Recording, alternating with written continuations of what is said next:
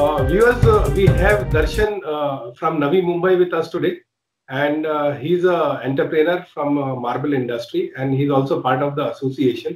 तो बेसिकली आज हम लोग दो तीन मुद्दों के ऊपर बात करेंगे। एक तो ये कि मिडिल क्लास के लिए गवर्नमेंट ने अभी तक कुछ ठोस कुछ स्कीम अनाउंस नहीं करी हुई है। जो आया है वो एमएसएमई के अंदर एक सेलेक्ट क्लास के लिए था, जिन लोगों का ऑलरेडी रनिंग लोन था उन लोग को बेनिफिट मिल गया टॉपअप के जरिए से। और दूसरा जो है लॉकडाउन अब काफी लंबा होता जा रहा है काफी सारे मेजर सिटीज में ऑल अक्रॉस इंडिया। तो इसमें हम लोग जो एंटरप्रेन्योर हैं या जो सर्विस क्लास भी लोग हैं, इस लॉकडाउन से बाहर निकलने के लिए हमारे पास क्या तरीके हैं, हमारे क्या प्रॉब्लम है, और गवर्नमेंट अभी तक जो भी करती आई है उसके हिसाब से जो परेशानी हुई है और जो सोल्यूशन है उसके ऊपर हम लोग आज कुछ डिबेट करके उसमें से कुछ एक ठोस सोल्यूशन निकालने की कोशिश करेंगे। तो दर्शन बताइए, आपकी इंडस्ट्री के अंदर क्या हो रहा है नवी मुंबई में, और सिमिलर सिचुएशन मेरे ख्याल से बाकी सिटीज में भी होगी, और आपके दिमाग में क्या ऐसे सोल्यूशन है जो आपको लगता है कि बाकी लॉकडाउन साइड में रहे लेकिन आपकी इंडस्ट्री के अंदर जो है कुछ जो चीजें हैं जिसको गवर्नमेंट कंसिडर कर सकती है, उस हिसाब से आप हम लोग को बताने की कोशिश करें। थैंक यू रॉबिन जी। मेरा नाम दर्शन पोपट है और मेरी कंपनी का नाम सिरामिक गैलरी है, जो तुर्बे नवी मुंबई में पिछले 19 साल से है। और लॉकडाउन के बारे में हम अगर बात करें तो मार्च 21 से जब से लॉकडाउन हुआ है, नरेंद्र मोदी जी ने लॉकडाउन किया था, तब से हमारी सारी मार्केट जो है यहाँ पे तुर्बे की या कलम्बोली की मार्बल मार्केट सब बंद थी। और हमको उद्धव ठाकरे जी जो हमारे चीफ मिनिस्टर है महाराष्ट्र के, उनके गाइडलाइन के हिसाब से 8 जून से हमने स्टार्ट किया था। सो मार्च 21 से लेके 8 जून तक हम कंप्लीट बंद थे। Not a single day we opened our showroom और शॉप्स। सो 8 जून से हमने स्टार्ट किया ऑल्टरनेट डे के हिसाब से, जैसे ऑड इवन डे हमको ओपन करना था। और उसमें भी टाइमिंग बहुत कम थे, लाइक मॉर्निंग 9 टू इवनिंग 5 तक थे। सो उसके बाद में जून 29 को फिर से नवी मुंबई में कंटेनमेंट जोन कुछ डिसाइड किए थे, उसमें लॉकडाउन जाहिर किया नवी मुंबई म्युनिसिपल कॉर्पोरेशन ने। सो हार्डली आप समझ लीजिए 8 जून से 29 जून तक ऑल्टरनेट डे के हिसाब से हमने सिर्फ 10-11 दिन बिजनेस किया, और वो भी शाम को 5 बजे तक। अभी 29 तारीख से फिर से हम लोग लॉकडाउन में हैं। आज 11 तारीख है, 11 जुलाई है, और वापस हमें कल नोटिफिकेशन आया है कि ये लॉकडाउन 19 तारीख तक बढ़ गया है। ठीक है, गवर्नमेंट ने एक साइड में बोला है कि मिशन बिगिन अगेन, पुनश्च हरिओम, फिर से हम शुरू करते हैं, बट ये फिर से कुछ म्युनिसिपल को अलग अलग तरह से लॉकडाउन करवाना सही नहीं है। और गवर्नमेंट ने कंस्ट्रक्शन के रिलेटेड सारे कामों को परमिशन दी हुई है। तो कंस्ट्रक्शन के कामों को परमिशन दी है तो फिर उसमें टाइल भी लगती है, मार्बल भी लगता है, रेती सीमेंट भी लगती है, और यहाँ पे लॉकडाउन है। तो ये मुझे सॉल्यूशन नहीं नजर आ रहा है कि लॉकडाउन एक सॉल्यूशन है कोरोना को रोकने के लिए। तो हमारे जो भी ग्राहक है, जो भी हमारे इंटीरियर है, आर्किटेक्ट है, मैं अपने लाइन की बात कर रहा हूँ, वो हमें प्रायर कॉल करके आते हैं, अपॉइंटमेंट के हिसाब से आते हैं। ऐसा नहीं है कि कोई स्टोर है कि भाई जैसे सुबह खुल गया और लाइन लग जाएगी। लाइन लगने वाली तो बात होती ही नहीं है हमारे इसमें। जो भी है कस्टमर वो प्रायर नोटिस या हमें इंटीमेट करके ही आते हैं, और हम सेफ्टी मेजर्स करने के लिए तैयार है। लेकिन ये पूरा लॉकडाउन कर देना ये बिल्कुल सही नहीं है मेरे हिसाब से। दर्शन जी, एक और बात जानना चाहेंगे। अभी जैसे आपने रियल एस्टेट के इंडस्ट्री की बात करी, जहाँ पे एक पोर्शन जो है जो कंस्ट्रक्शन वाला है वो चालू है, और उस जो एंसिलरी सर्विसेज है, सपोर्ट इंडस्ट्रीज है जैसे आपकी सेरेमिक की या रेती की, तो वहां पे लॉकडाउन है। तो ऐसा पॉसिबल है कि जब ये लॉकडाउन के डिसीजन लिए गए होंगे और उसके अंदर कुछ इंडस्ट्री स्पेसिफिक को बोला कि भाई आप चालू रख सकते हो, तभी किसी ने ब्यूरोक्रेसी में किसी ने ये ध्यान ही नहीं दिया होगा कि ये इंडस्ट्री इनसे रिलेटेड है। तो आई थिंक अगर एक मेमोरेंडम दिया जाए सीएम ऑफिस में कि बस आपने जो है ये तो अलाउ किया हुआ है, हम लोग भी इसी से डायरेक्टली जुड़े हुए हैं और इसमें सोशल डिस्टेंसिंग का जो एक नजरिया है उसकी जरूरत ही नहीं है, क्योंकि ये एक बहुत B2B टाइप की कैटेगरी है, B2C नहीं है ये। जी जी। तो इसके लिए हमने कोशिश की थी, कुछ हमारे जो पालिका के आयुक्त है उनसे हमने बात की थी, मिशाल साहब से बात की थी इसके बारे में, बट उन्होंने कुछ प्लम्बिंग शॉप्स और ये सब ओपन करने के लिए परमिशन दी थी, हार्डवेयर एंड प्लम्बिंग के लिए, बट वो भी वापस कंटेनमेंट जोन या कुछ ना कुछ रीजन से वो वापस बंद हो गए। तो इससे सोल्यूशन नहीं हो रहा है हमारा। तो कहीं ना कहीं गवर्नमेंट को ये चीज पे ध्यान देना चाहिए कि एक साइड आप कंस्ट्रक्शन के लिए परमिशन दे रहे हो और दूसरे साइड जो मार्बल टाइल्स और बाकी की जो शॉप्स है उसको आप परमिशन नहीं दे रहे हो, लॉकडाउन में रख रहे हो। तो ये बहुत चिंता की बात है। तो ऐसे में क्या होता है, जो हमारे बिल्डर रहते हैं, जो इंटीरियर आर्किटेक्ट रहते हैं, अभी अभी की रिसेंटली बात आप समझ लो कि नवी मुंबई, पनवेल, मीरा भाईंदर, थाने, कल्याण डोंबिवली ये सब बंद है और मुंबई चालू है। तो हमारे जो क्लाइंट है जिनको अभी टाइल चाहिए या मार्बल चाहिए वो मुंबई से परचेस कर रहे हैं। तो ये भी एक तरह का हमारा लॉस ही है कि जब बिजनेस का टाइम है, जैसे थोड़ा सा स्टार्ट हुआ, जिनके मार्च में काम पेंडिंग रह चुके थे तो उनको फिर से स्टार्ट करने थे, राइट। तो अभी हमारा टाइम आया और वापस लॉकडाउन हो गया। तो जो लॉस हमें हो रहा है वो मुंबई में क्लाइंट जा रहा है। आज सुबह ही मेरा एक इंटीरियर से बात हुआ, उन्होंने कहा कि मुझे टाइल अर्जेंट में चाहिए लेकिन आपका मार्केट तो बंद है, मैं मुंबई से ले लेता हूँ, मुंबई ओपन है। तो ये भी बहुत इनजस्टिस है। ऐसा नहीं है कि मुंबई में केसेस कम बढ़ रहे हैं, इनफैक्ट यहाँ पे बहुत कम है, 100-150 केसेस बढ़ रहे हैं पनवेल में, फिर भी यहाँ पे लॉकडाउन रखा है। तो ये मुझे समझ में नहीं आ रहा है कि ये किस तरह से लॉकडाउन कर रहे हैं।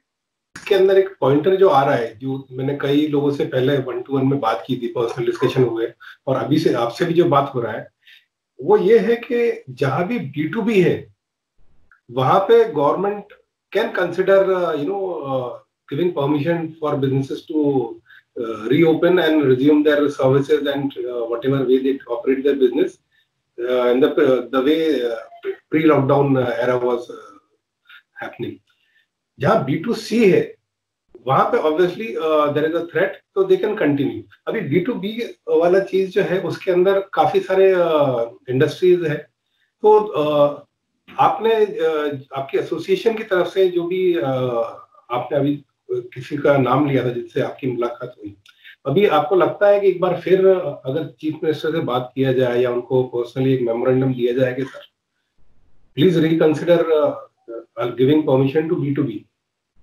जी, हमने इसके लिए लोकमत से एक बार बात की थी, एक ऑनलाइन मीटिंग हमने अरेंज की थी जूम में, जिसमें व्यापारी महासंघ, मतलब नवी मुंबई व्यापारी महासंघ, जिसके अंडर 94 एसोसिएशन आते हैं, जिसमें से हमारा एक एसोसिएशन है।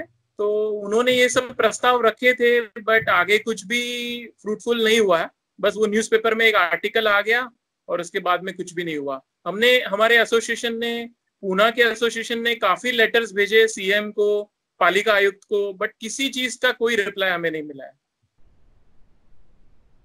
तो कहीं ना कहीं कम्युनिकेशन में, मतलब या तो हमारी बात वहां तक नहीं पहुंच रही है या तो गवर्नमेंट हमको इग्नोर कर रही है, हमें ऐसा लग रहा है।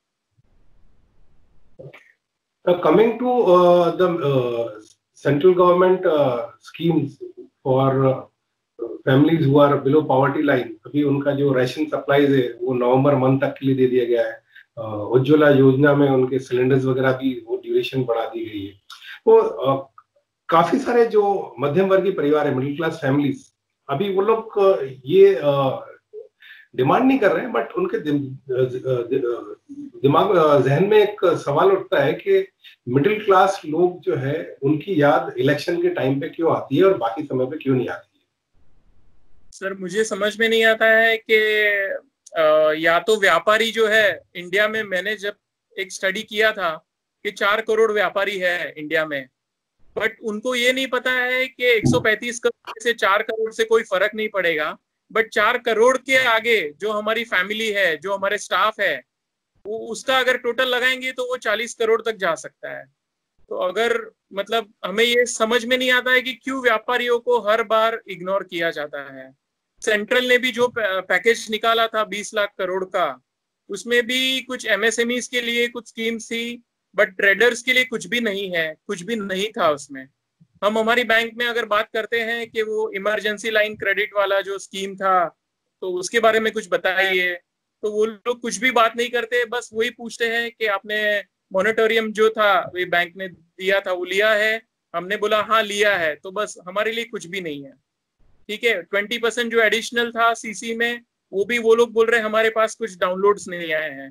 तो मुझे कहीं ना कहीं ऐसा लगता है कि ये सारी चीजें सिर्फ पेपर्स में है, ग्राउंड पे कुछ भी नहीं है।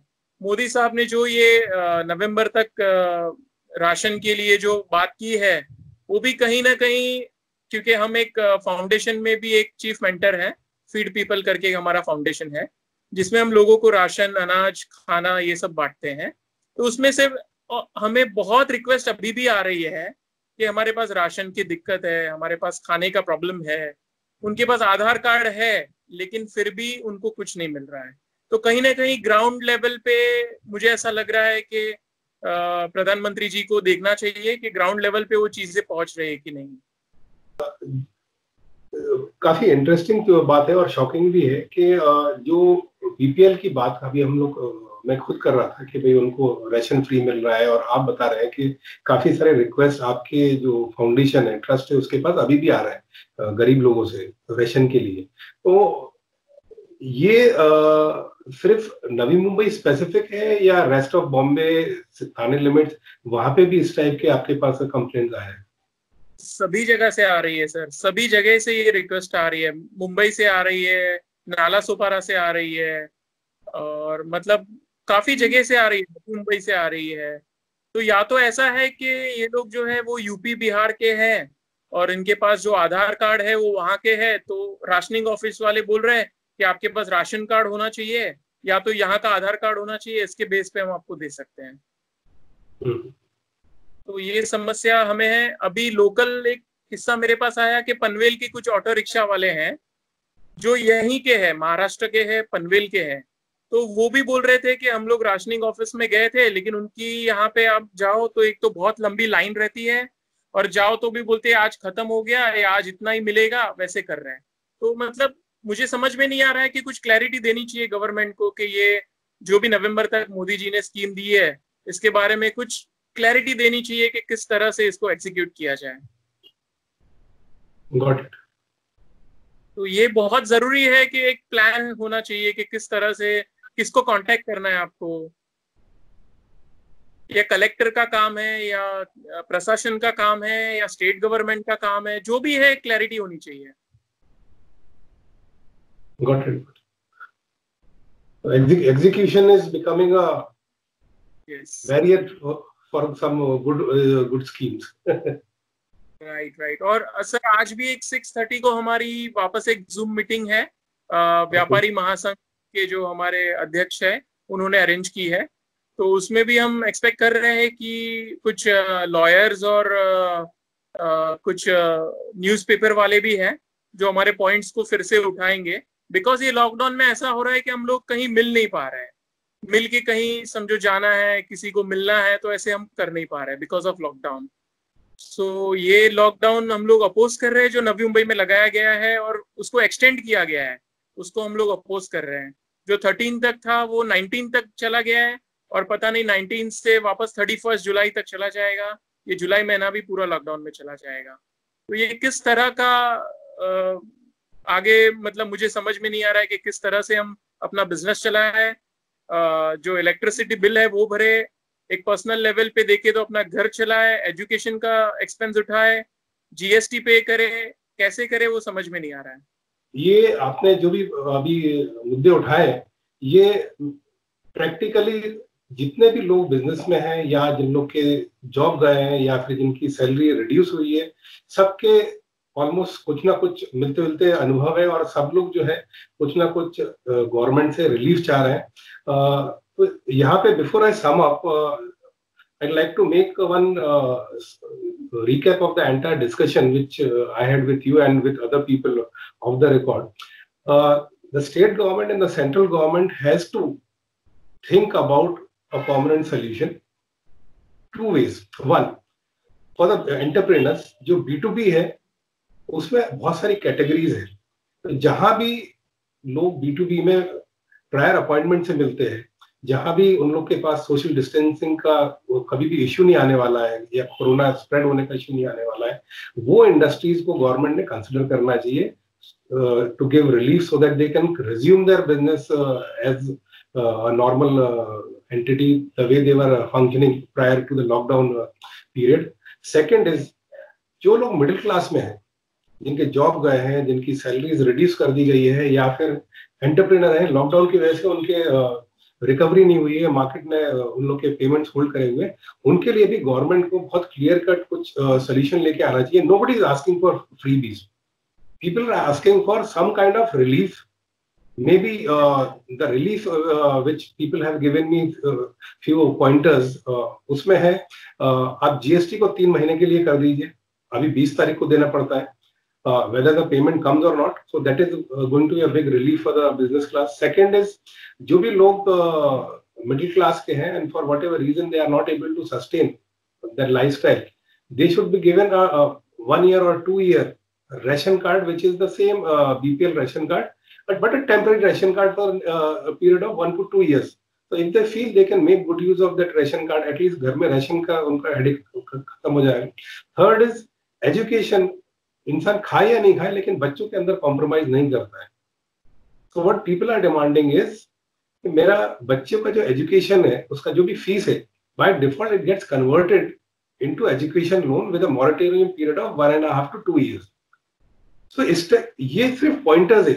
The whole idea is the middle class is not asking for any freebies. They are asking for support. They are asking for breathing space. If this, I hope this is not too much that they are asking, and the government should think about these things. मैं इसमें add करना चाहूंगा, electricity bill के लिए भी बहुत problem हो रहा है. जब शोरूम हम बढ़ के आया इलेक्ट्रिसिटी बिल, शोरूम हमारा बंद था और 20,000 25,000 रुपया बिल दे रहे हैं वो लोग. तो ये किस हिसाब से मतलब हम पे करें वो हमें समझ में नहीं आ रहा है. प्रॉपर्टी टैक्स भी गवर्नमेंट को कुछ रिलीफ देना चाहिए प्रॉपर्टी टैक्स में. मतलब सारे टैक्स खड़े हैं बट इनकम कुछ नहीं है. तो इनकम टैक्स, अगर इनकम नहीं है तो इनकम टैक्स कैसे भरेंगे हम?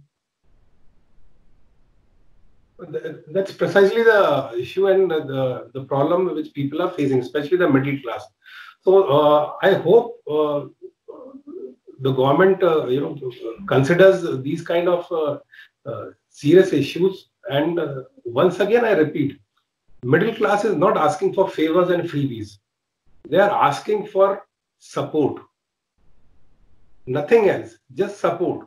Darshan ji will remain connected with you for other issues also, because the lockdown may continue, may not continue, we have no clue, but definitely we have to be consistent in our request with the state and central government.